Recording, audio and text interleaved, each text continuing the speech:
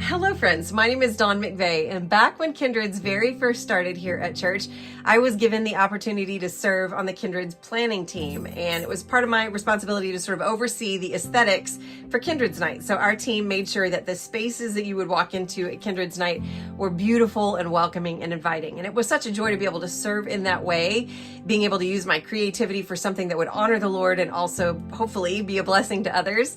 But then COVID hit, and what you may not know about me is that almost 7 years ago now, I had a really rare small intestine transplant. And that means that now I take anti-rejection meds that protect that organ, but they also compromise my immune system. So after everybody was getting back to normal post-COVID, my husband and I were still having to shelter in place for a really long time, like 3.5 years.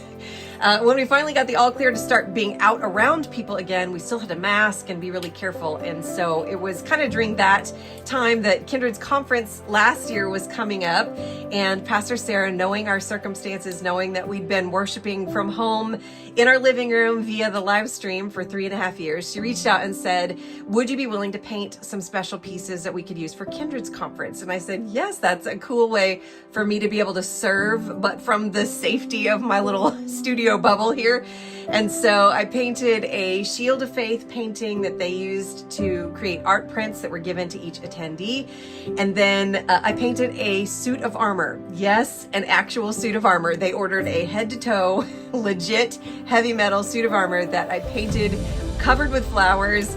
And they used that several ways throughout the course of the weekend. And after painting all of these things, oh my goodness, I wanted to be in the building so bad for Kindred's conference, but I just did not see how it was going to work out because I was still needing to be so careful during that cold and flu season.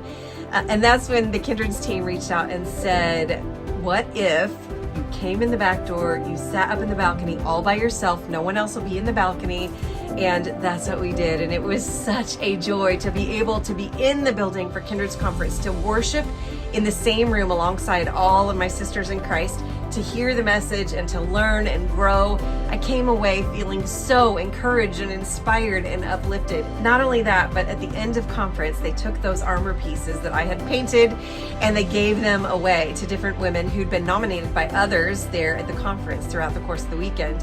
It was so cool to sit in the balcony and hear the stories of each of those women and see them be gifted these art pieces and watch them receive those gifts. I could not stop the tears from flowing in the balcony. I'm getting emotional thinking about it now. It was such a treat to be there in the building. I came away feeling so uplifted, and I want that for you too. If there's any way you can start even now making plans, come join us February 21st and 22nd, 2025 for the next Kindred's conference. You are not going to want to miss it.